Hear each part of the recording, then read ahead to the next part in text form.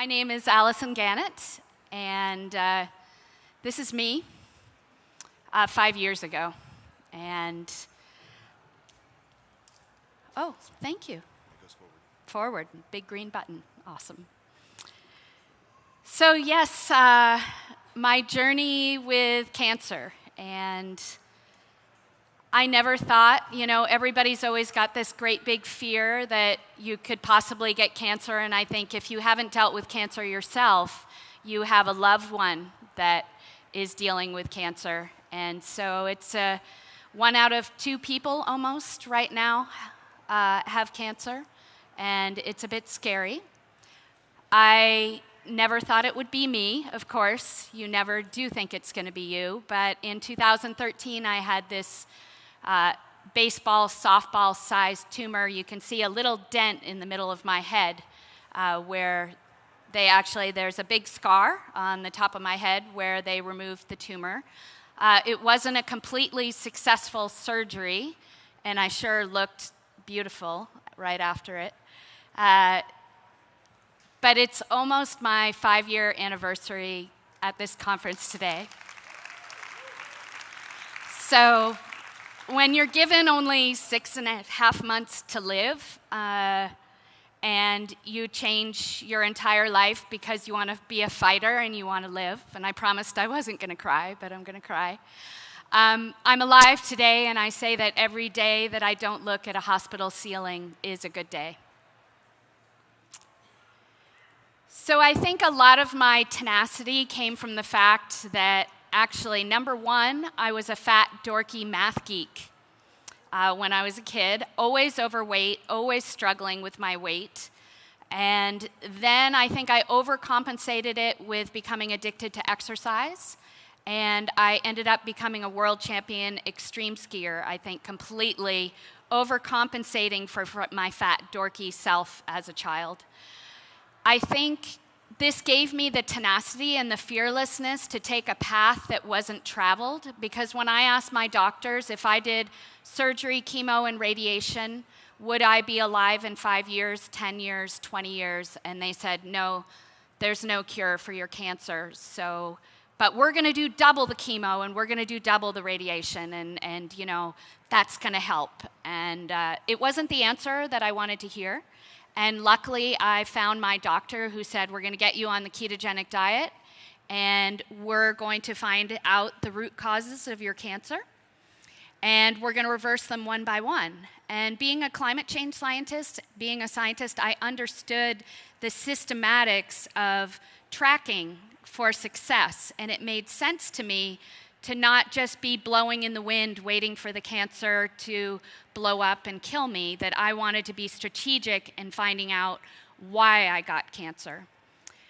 So I was lucky that at the time when I got cancer, I had moved to our farm and was growing and raising all my own food, including wheat and corn and barley and rice and all those non-keto foods. So I was thinking that I was being healthy. I was eating all organic, fresh foods raised at my own farm. And meanwhile, I had cancer. And the type of cancer that I had is very, very driven by a couple things: sugar and stress. So immediately, I had to rip out everything in the garden and try to plant keto foods and change my whole life. And a lot of people think, like, oh, I don't have cancer. People ask me every day, are you in remission? It's amazing that every day our body makes 500 to 2,000 cancer cells. Every single person in this room has that same thing going on. So every bite we take is either feeding cancer for the future or starving it. So I think of the part that they missed in my brain is a little Pac-Man that's like looking for sugar, and I'm like, I'm not going to give it to you, I'm giving you fat. So cancer is not just about keto. This is a very complex diagram. You don't have to read it all, but we have everything from hormones to sugars to stress to immune system dysfunction to viruses to emotional trauma to over-exercise, under-exercise. I could list a litany. I had pretty much every single thing on that chart that was lying under the hood, because on the outside of the surface, I was this world champion skier, finally lost all this weight, I was jumping off cliffs, I became a world champion, and meanwhile, under the hood, I was the unhealthiest person you could imagine, and I had no idea. The check engine light was on. I had some warnings with like Epstein-Barr, chronic fatigue, hormone imbalances, Hashimoto's thyroiditis, but I didn't think those combined would create the perfect storm to give me cancer. You hear a lot about mitochondria being like kind of the powerhouse of the cells, and really the biggest thing that I've learned through my keto journey, not only being a cancer survivor and thriver, but now becoming an ICANN oncology diet coach, is that it's all about repairing the mitochondria and the energy production in the cells. You don't have to understand completely what it means, but my mitochondria has gone through a complete transformation. So this slide cracked me up. I found it on the internet the other day because I have a genetic mutation that doesn't allow me to process garlic very well. I have another genetic mutation that doesn't allow me to process broccoli very well. Strawberries would put my blood sugar through the roof. Green tea, I have another mutation that doesn't allow me to process green tea. Carrots are way too sugary for me. Spinach, I can eat, and tomatoes are way too sugary for me. So what I want the takeaway to be is there's all these superfoods that everybody says, do this, it fights cancer. You know, when I got diagnosed, we were in the grocery store just grabbing all these foods that supposedly fought cancer. And meanwhile, I had no idea that you have to really customize your diet for your DNA and for your blood work. And the number one takeaway is there's no one-size-fits-all keto, there's no one-size-fits-all diet. And be careful for all these things that you read about, you know, you gotta eat sour cherries, etc. This is not my keto. I always crack up when people are like, oh, you eat bacon and eggs for breakfast. I am focusing on getting 5 to 9 cups of vegetables in my diet, low glycemic vegetables, and high fat. Bacon and eggs is actually not high enough fat for me, and we'll talk about that a little bit later. The gift that has become cancer is that all my conditions have reversed. My rheumatoid arthritis, my polycystic ovarian disease, my Hashimoto's, I had chronic yeast infections, chronic bladder infections, chronic immune dysfunction, I had virus problems, estrogen problems, you name it, I had it. And I'm proud to say that today, they're all gone. Completely. And if you ever get a thermogram, you want to have blue boobies.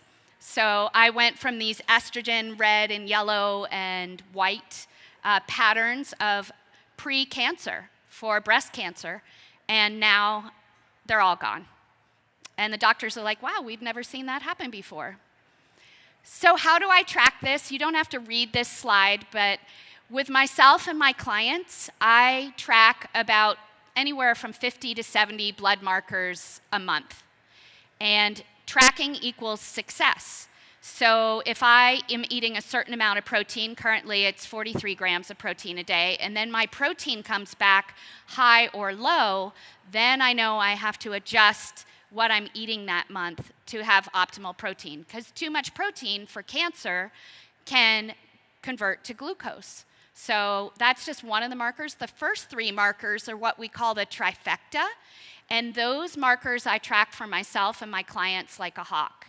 And that's HSCRP, C-reactive protein, sedimentation rate, or ESR, and lactate dehydrogenase. And anybody out there who's doctors know those are all markers of inflammation. Inflammation is a great marker of mitochondrial damage. So we're tracking for success. My doctor always says test, assess, and redress. And it's a constant feedback. I have thousands and millions of labs. Dave Feldman and I can have a lab off.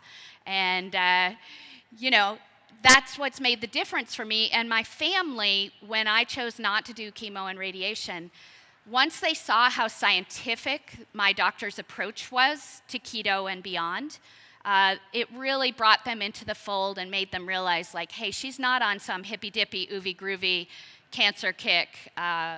It's scientific.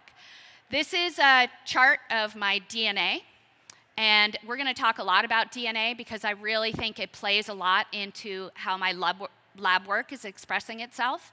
And with my clients, I don't know of anybody that's doing keto diet coaching like myself using blood work, patient history, and DNA all together, because I think it's really important that no stone is unturned. You know, you don't want to get cancer because you missed out that you had a caffeine, inability to process caffeine. So how do you start? Of course, you know, as a diet coach, I have to say check with your doctor. You're very, very unlikely to get support from your oncologist. I don't really bring up the topic with my oncologist very often because I learned through this journey that an oncologist can actually lose their license if they recommend keto to a client like myself. They can only recommend surgery, chemo, radiation, and a clinical trial. If they deviate from that, the American Medical Association can pull their license. And so it's okay. You know, I love my oncologist, I love my neurosurgeon, but I also have a naturopathic doctor, an integrative doctor. I also have a masseuse. I also have acupuncture. I have a whole team. And the most important person of my team is Dr. Nasha Winters, and we're going to talk about her. It's very easy to get overwhelmed when you start keto. As you guys all know, you've probably been through the journey yourself. So make it fun and bring in the whole family. I really couldn't have done this without the support from my husband and my family that all went keto with me.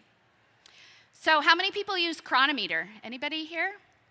A few. So how many people use MyFitnessPal? Several. So if you have cancer, I would suggest switching over to Chronometer because you can set it up for therapeutic keto, which is way different than what I call internet keto, right? Internet keto is going to be 65, 70% fat, whereas therapeutic keto for cancer is going to be 85 to 90% fat. So if you go on Chronometer, you set up your height, your weight, how much weight you want to lose, how much weight you want to gain. Then you can set up your meals. I also find that it's very important to track certain things like exercise, sleep, how I'm feeling, what medications I'm taking to see if my labs are out of range in the future month. I can go back into Chronometer and see what I did wrong. Did I get too much exercise? Not enough. Did I get good sleep, bad sleep? In February, my labs were terrible, and they've been really, really good for 4 years, and it was because I went back in my diary, I skied too much, and my inflammation got very, very high. So I could have freaked out and be like, oh my gosh, I have cancer, but I knew that my diet was great, I knew my sleep was great, and the only thing that had changed was exercise. So you can track your calories, and I think it's very important to look at the little part that says full macronutrient breakdown. Do you guys see that? Does this have a pointer? Oh, back. You want to set it for high-fat ketogenic, and do you see how I have the little box checked that says rigorous? And then you want 20 grams of total carbs per day. And that's because everybody metabolizes carbs differently. If you don't know how you metabolize fiber, you can make a mistake here by tracking net carbs versus total carbs. And then very important on the box that says show your weight goal, and this is true for anybody who wants to prevent cancer as well as conquer cancer, is the Chronometer automatically adjusts your caloric intake and your fat for if you want to gain weight, lose weight, or maintain weight. And we're going to talk more about that, but it's really a great feature. You don't have to sit there and calculate what your lean body mass is. It does it automatically for you. Takes a lot of the complications out of it. So then once you enter your foods, this box is one of my favorites. It's halfway down the page, and I find that, again, internet keto is like eat avocados, steak, bacon, eggs, and nuts. That is not keto for cancer. Those are all high in carbs. Not eggs necessarily, but I think of bacon as a protein. I think of eggs as a protein. If I'm thinking of an egg and I'm thinking keto for cancer, I'm cooking 1 egg in 4 tablespoons of keto fat. So it's not 2 eggs and 1 tablespoon of fat. It's the other way around. So I'm always trying to have 4 times as much fat as I do carbs and protein, as a general rule. The other thing is I have different keto fats in every meal, and I have different keto vegetables in every meal. So this is kind of a random snapshot of a day of my eating, and I've got to look at this closely. So for breakfast, it looks like I had a frittata with bacon and lots of fat and lots of vegetables. And then dinner, I had a salad, hamburger, deep-fried mustard greens and beet greens. And I always cook like my hamburger in 1 keto fat. Then I'm going to deep fry my leafy greens in another keto fat. And then I'm going to have salad dressing with another keto fat. So like last night at dinner or at lunch yesterday, I just sneak in my keto fats and dump it on top, because usually it's protein and vegetable, but there's just not enough fat, especially for cancer. So this is, you don't have to read it all, but if you want to, this is kind of my typical day, not in Chronometer, what you just saw. I think the real big takeaway for me is deep frying at least 1 food per meal in a keto fat. And I have a big stock pot on the stove that has, a cup or 2 of some type of keto fat. And I just love making like fried chicken or fish sticks or chicken fried steak or fried Swiss chard leaves or things like that. It's really key for people with cancer, because a lot of people with cancer need to gain weight. And so if we don't get the fats up, then they just continually lose weight. So cachexia is a condition that a lot of people get when they have cancer, especially after cancer treatments like chemo and radiation. It's a muscle wasting disease. I'm sure you've all seen it when cancer patients get really, really skinny. What we've found is Western medicine actually doesn't have a cure for cachexia. What we do is I put people on a very, very high fat diet, 300, 400, even 500 grams of fat a day. I up their protein just slightly, but maybe to 1.2 or 1.5 grams of protein per lean body mass, and then really load them up on fatty, I wouldn't even call them desserts. I call it my dairy-free ApoE ice cream, my popsicles. I have this amazing coffee creamer that I teach people to make that makes really good smoothies. But all these snacks are great because they're 95% fat. And I love the keto diet because, I had 3 brownies and a cup of ice cream yesterday as my snack. And as a person who has been struggling with their weight their whole life, to be able to have brownies and ice cream every day and maintain my weight is awesome. So there's a real gift to cancer. So this is a good to see my personal example. All I do if I want to change my weight is vary the amount of fat that I've had. And I've seen a couple questions about gaining and losing weight yesterday. And this is my key. Everybody's metabolism is different. Mine is 400 to gain weight, 300 to maintain, and 200 to lose weight. But then if I have a cancer client that is maybe 250 pounds, she's going to want to eat 125 grams of fat because she's going to be using her body fat as the extra to get to 85% fat. So you don't have to eat 85% fat to be burning 85% fat. So when I started, my fat goals were quite low because I needed to lose a bunch of weight. And now I all of a sudden got very, very skinny 3 years ago on keto. So I really had to up my fats to maintain my weight. This is a cool feature of Chronometer. You can see that if you click on the word lunch, do you see how that turns purple? Then you can actually see the calorie breakdown of that meal. And do you see that little circle in the bottom right corner of the graphic that says calorie breakdown? The red part is how much fat it is. If you hover your mouse over that, every meal has to be 85, 5, 10. Not just like, oh, I'm going to have all my fats for breakfast, then I'm going to have my carbs for lunch, and then I'm going to have a lot of protein for dinner. The body doesn't work that way. It needs to be either feeding cancer or starving cancer at every meal and every snack. So that's kind of a nice little nugget. I mentioned about proteins. We can't overeat proteins when it comes to keto for cancer and keto to prevent cancer.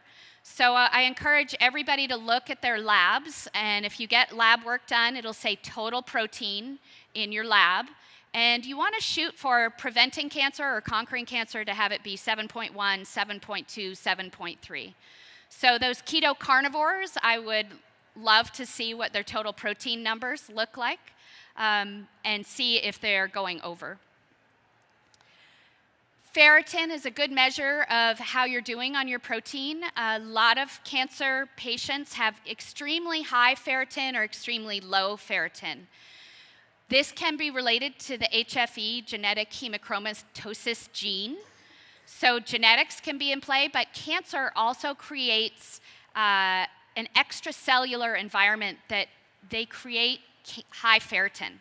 So if cancer is active, we will often see high ferritin. You can use a simple supplement called artemisinin to bring the ferritin down. And if people have really solid blood work, we actually encourage them to do a therapeutic blood draw to pull the iron, the ferritin, back into range.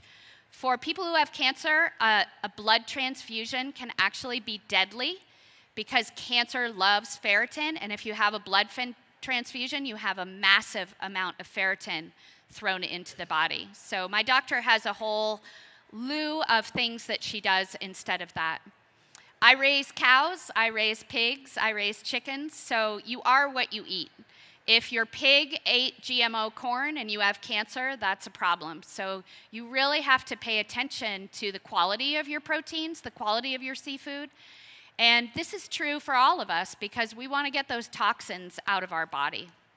Preventing cancer is key. My farmer's market trick is one of the best ones I have because I'm a farmer. So I go out and pick a whole bunch of greens, and I put them in one bag, and that's my stir-fry greens, so all the greens that can be cooked. And then I pick another bag that's all my salad greens. And so the nice thing is there's probably 20 different varieties in each of those bags. And so in my fridge, for vegetables, I have the bag of stir-fry greens and the bag of lettuce greens. And so anytime I need to make noodles, I'm going to grab the stir-fry greens and I'm going to slice them really thinly and throw them and make like macaroni and cheese out of them, or I'm going to make a soup out of them. It's a really easy way to do keto, and when I travel with the greens too.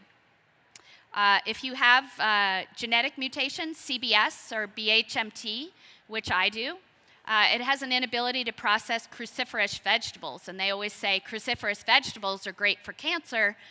Well, for me, I need to do a workaround, so I take 5-methylfolate, and that helps my genetics be able to absorb the nutrition from things like kale. But in the beginning, kale was actually causing part of my cancer, and that's a whole nother story you can corner me about.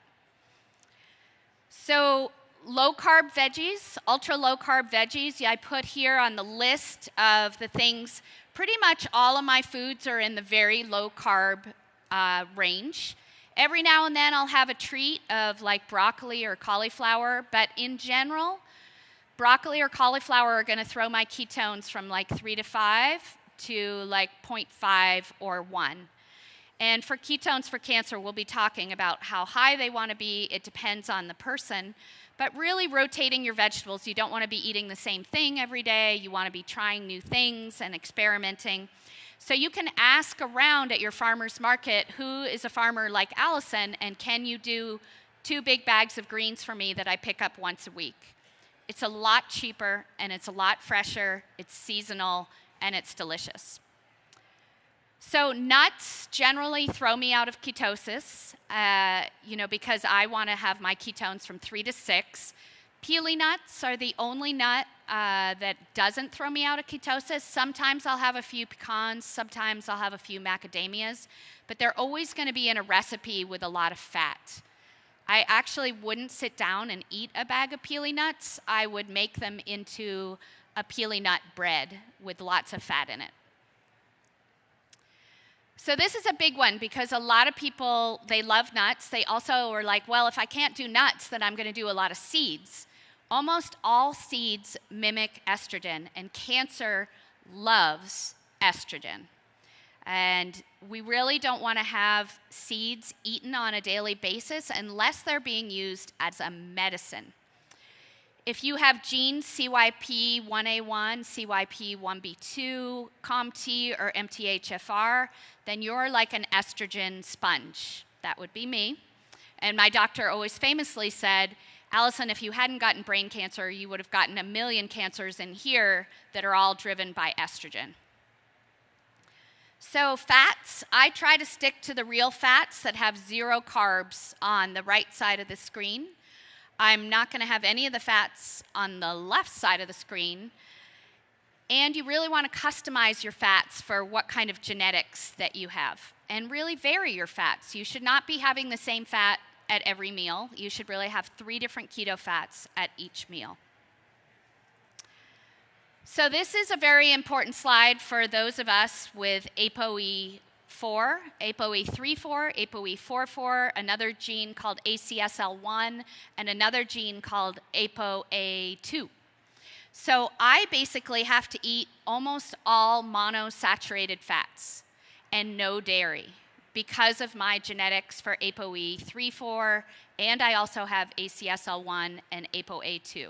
Even if you have just one of those genes, you're going to want to shift into the monosaturated fats. And everybody, as we know, wants to avoid PUFAs, which we call polyunsaturated fatty acids. So vegetable oils that are not on the good list should be avoided like the plague for inflammation, mitochondria, and preventing cancer. So I love getting the fats up. It's a really good problem to have, to be eating brownies and ice cream. And Lecanto is a sugar substitute that I use, and because it's the only one that my husband thinks tastes good. And I love making ice cream. I really enjoy my brownies. And because I can't do dairy, my ice cream recipe has been a lifesaver for me. And my coffee creamer, I should probably market it, but you probably couldn't because it's all made out of fresh eggs and really good fats. It would be hard to, I have to freeze it to travel and bring it with me. Oh, and another important thing is make sure you don't enter your sweetener in Chronometer because it'll falsely show your carbs being too high. With all my clients that I haven't seen anybody have a raise in blood sugar with erythritol. So I generally recommend the erythritol. So whether you can do dairy or not is going to completely depend on your genetics. So you want to look if you have the LCT gene, you want to look if you have ApoA2, if you have ACSL1, or ApoE34 or 44. If you have any of those genetics, like me, sorry, it's so sad, I can't do dairy. But my liver enzymes and my triglycerides have gotten much, much, much lower once I found out I had those genes and changed my keto diet. Intermittent fasting, as you've heard yesterday, I do totally agree that bulletproof coffee throws you out of intermittent fasting. I used to be like, oh, it's not a big deal. But then my lab work was just showing that it was a big deal. So I completely went to very, very strict intermittent fasting. My first calories at noon, my last calories at 6 p.m. And I can't believe how much my labs have changed, and same with those of my clients. So if you have any of the genetics that really encourage intermittent fasting, which was the last slide, or if you have keto for cancer, the important thing is with the intermittent fasting is when we're not eating, our body is doing repair and it's taking out the trash. So if we give it a break from eating, then it can help get those bad cancer cells out of the body, and that's what we want. Alcohol, generally not allowed until my clients' labs are stable. If their labs are stable, then small amounts of dry farm wine or good tequila, something like that, is fine. I cheated and had a little glass of wine last night. It was about my first one in 6 months. It was delicious. And caffeine, you have to look at your genetics and see if you have the CYP1A2-164AC gene. If you have the AA allele, you can do coffee, but you can't do Tylenol. If you have the AC or the CC gene, like I have, then coffee is out. Caffeine is out for you, which I unfortunately have. It's a bummer. I think my hardest thing is not being able to do coffee. Everything else is pretty easy. For travel, make anything keto. I have these little like baby food jars or mini mason jars, and I puree in the blender some type of keto fat, some type of herb, some type of shallot or garlic, maybe a little hot sauce, and I freeze them in these little jars, and I travel with them in my purse. I also have a cooler that I put into my luggage and put inside my wheelie bag, and I check a cooler full of food when I travel. So last night I was very unprepared, but we had steak and chicken and fish, and we had cauliflower, which is high in carbs for me. We had salad, but I didn't have my fat. I really needed to dump my fat on top of that to make it 85% fat, because what I ate last night was too high in protein for conquering cancer. Ketone testing, I use either the Keto Mojo or the Level. They're both here today. And I think it's really important that the numbers that you're getting for these are much higher than keto for weight loss, let's say.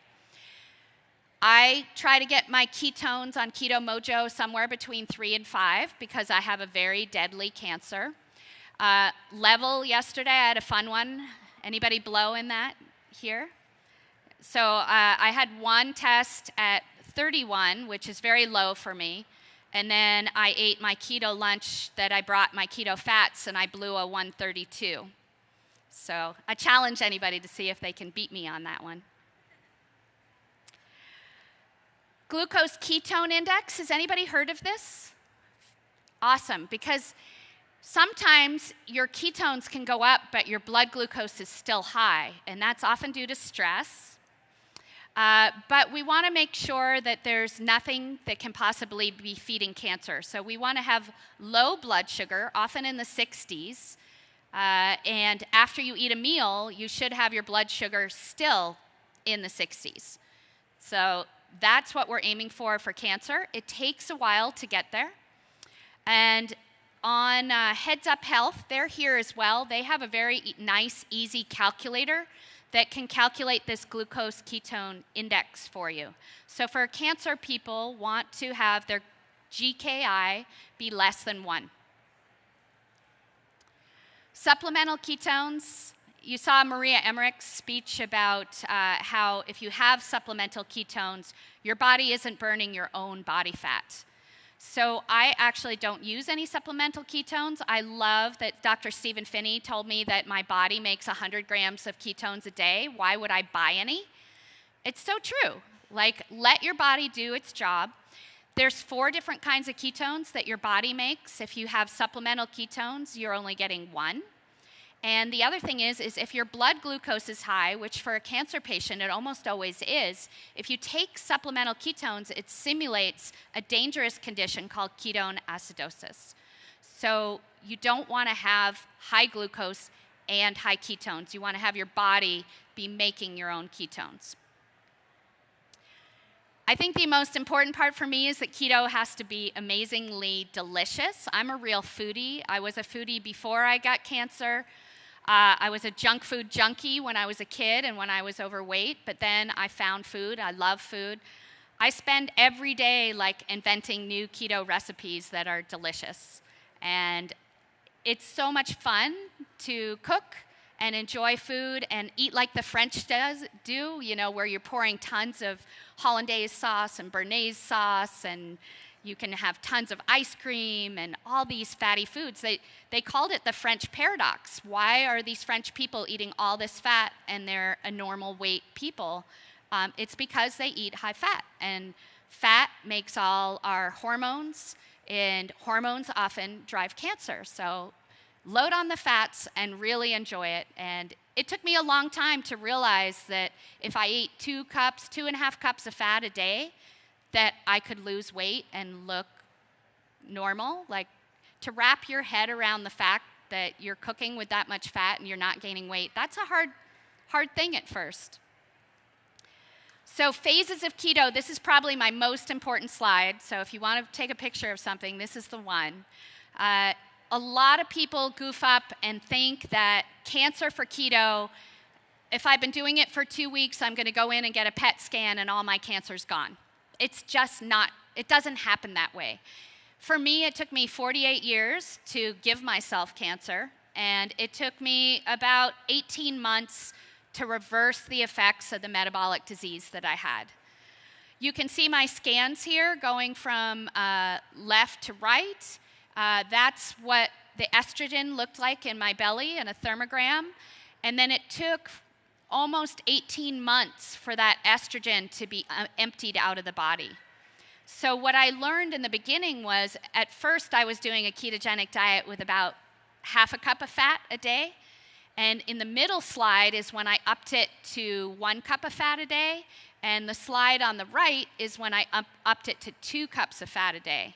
So the more fat I did and I kept the carbs the same, the more beneficial effects that happened in my body. Now, a lot of people get to the keto detox phase, don't check their insulin. So keto detox doesn't happen until your insulin is below 3. Remember, people were talking about insulin yesterday, and we heard numbers of like 13, 14. Well, your old white fat cells, the bad ones, don't open up to provide ketones, this is what I've read, until your insulin is below 3. When your insulin gets below 3, that exchange starts to happen from white fat cells to brown fat cells. So that is when you start to feel bad on keto. Internet keto at 65% fat will never get you to that point, so you never have this weird phase where you all of a sudden start smelling weird, you get weird bumps on your body, you get rashes, you feel like maybe you're going through menopause if you're even a guy.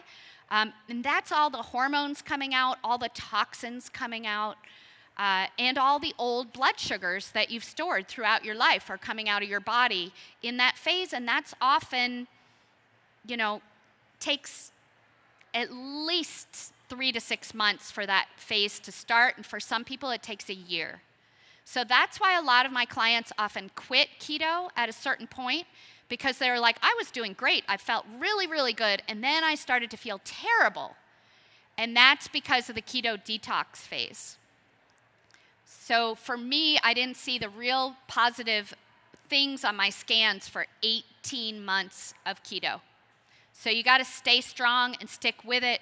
Track your labs to know that you're doing a good job. Use thermograms and other scans to know that you're doing a good job. So testing, we talked about this in the beginning. These are all the lab markers that I test. Test, assess, redress. Make sure you're not leaving this to chance.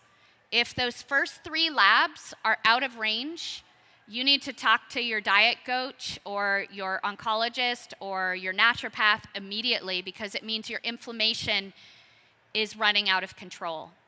The nice thing about labs is we can check things when they're simmering and not when they've gone like full on into a cancering process. And so that's where a healthy person can use a lab spreadsheet like this to make sure your keto diet is healthy for you, because every single person is different. So these are the terrain 10. In the beginning, I talked about the different reasons for cancer. This is the summary of the 10 different main reasons my Dr. Nasha looks at for cancer. I had every single one of them. And if you want to learn more about this, about why keto is not enough, you want to go read her book, The Metabolic Approach to Cancer. It's phenomenal. Also, quick mention for stress. Everybody knows that stress raises cortisol, cortisol raises insulin, and causes a glucose response. I was eating perfect keto at about year 3, and because I'm a bit of a stressaholic from some of my genes, like COMT, I have a very high stress response. And I finally had to start meditation and learning how to meditate because my diet was perfect, but my stress was causing my blood sugar to go through the roof. So don't underestimate stress. The other thing is that exercise, I didn't know this, when you are sore, when you have lactic acid is going to convert to glucose. So I never exercised to the point of soreness anymore. And pretty much my whole life, I used to be a chronic cardio person. I am now a walk the dog person. I'm going to prioritize meditating and being outside in nature versus exercise because exercise can be inflammatory if there's too much exercise or not enough. It's right in the middle where we want to be for cancer. And high intensity interval training is fantastic for cancer. So in conclusion, jumping off of cliffs was pretty easy. Cancer really sucked. But I now can say that it's probably one of the biggest gifts I've been given because I can help other people with cancer, and I've helped my whole family to prevent cancer. And I love having the power of getting older. I feel better now in my 50s than I did when I was 30 or 40. I never knew how to fix my health, and now I know every single thing about my health to the T, way more so than any of my doctors know, except for Dr. Nasha. So that's really empowering, and because I have genetics for Alzheimer's and heart disease, by going keto for cancer, I'm not going to die of heart disease and Alzheimer's, so that's awesome. So I'm glad you can be here to celebrate my 5-year anniversary because I just am so glad every day to be alive. And, it wasn't going to be that way. And keto saved my life, and it's saving my family's lives, and you guys can use it to prevent cancer, and we're going to all live long, happy lives and die of old age. So thank you.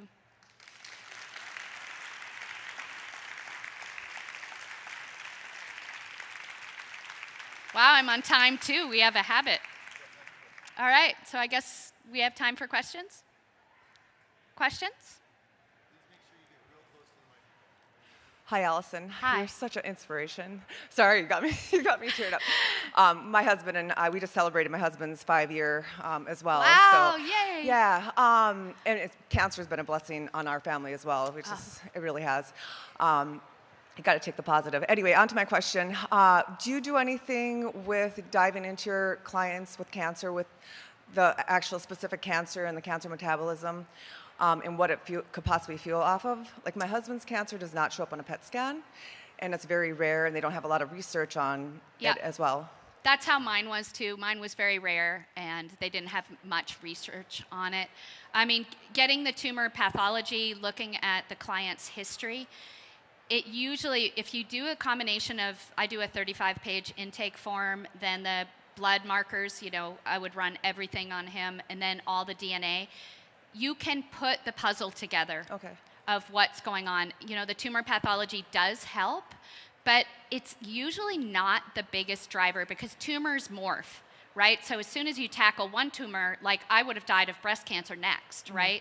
So I couldn't avoid, brain cancer, my type, wasn't estrogen driven. So normally a doctor would say, oh, Allison, you can eat whatever estrogens you want. Well, I'm trying to be optimally healthy so that I wouldn't get breast cancer or ovarian cancer. So we're trying to put together the puzzle so that you have optimal health. If you have optimal health, you have absence of disease. And so it's fun. It really is a fun game to put it together. I suppose, and it all comes back down to the mitochondria health. It's mitochondria, but you have to look at thyroid. You have to look at virus testing. You have to look at hormones. You have to look at blood sugars. You have to look, that terrain 10 that I put up there, no stone unturned, the way I look at it, to get all of those things off the checklist. And my doctor has a famous saying. I say, well, if you have a 70% success rate with curing cancer, what are the 30% that die? And she said, they'll have one thing of their terrain 10. Like a good example was this woman who had a really bad relationship with her husband. She needed to divorce him. She didn't have the strength to deal with that. And it ultimately was her demise because it was the emotional health that was draining her mitochondria. Other times, I have people that are doing everything perfectly, but they won't leave a stressful job. And so you just have to make sure you're not missing something. You don't want to all of a sudden wake up 5 or 10 years later and you've got some reoccurrence. And so I am testing. I don't want to be a statistic. I'm just going to be the healthiest person I can be. And I learn something every time I run my labs. I learn something new. So it's exciting. Okay, thank you so much. You're welcome. Hi, Alison. Thanks for being here. I appreciate your presentation and congratulations on your 5-year. Thank you. 5 years of being cancer-free.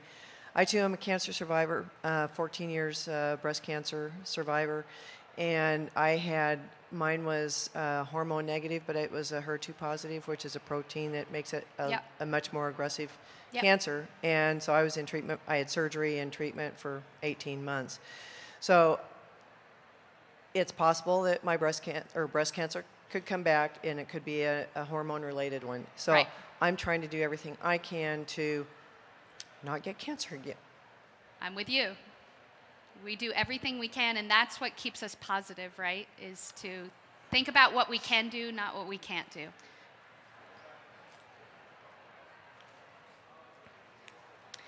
The interesting thing about my breast cancer was that there's no family history. And I've had my DNA done, and I don't have the breast cancer genes. That just came out with 23andMe. We don't care about that, actually. But I do have other genetic mutations, MTHFR, COMT, MTR. I was going to guess that you had all those. And I'm not sure, but maybe CBS. I can't remember that one. But I just wondered, should I be looking at more of a therapeutic ketogenic diet than just a keto diet in order to avoid future instances? Yeah, I would, look at all your labs. Make sure that your inflammation levels are really low. Make sure that your, those first 3 labs that I had mentioned. You also really want to look at insulin, fasting insulin, to have it below 3. So you're going to want to adjust your ketogenic diet to keep your fasting insulin below 3, because breast cancer loves stress, hormones, and sugar, and low vitamin D3. So obviously, every single part of the terrain 10 plays into any cancer, but those 4 are really important for particularly breast cancer. And I see a lot of low levels of vitamin D3 across the board. My inflammation last August was 12.1. In March, I dropped it down to 5.3. Nice. Is that HSCRP? I have a ways to go, but I'm supplementing with methylated B vitamins and some other things, so trying to work on that. Yeah, and you're going to work to get your HSCRP below 1. Right. And your sedimentation rate, ESR, below 5. Yeah, I haven't done that, and I have that written down. And the lactate dehydrogenase, depending on the lab, either below 450 or 175. But then really look at your blood glucose numbers and your vitamin D3. And, if you can even rewind and look at all the lab markers that I put on there, because I have the ranges for optimal health versus the ranges for Western medicine. And we really want to shoot for not Western medicine ranges. We want to do better than that. Yeah, I want to get your presentation so I can look at those things and have a record of it. So thank you so much. Yeah, and you can contact me if you need help. I will. Thank you very much. Alison Gannett, ladies and gentlemen. Alison Gannett. Now, Alison will be over in the Meet the Speakers section. So if anyone has questions, please meet her over there. Thank you so much.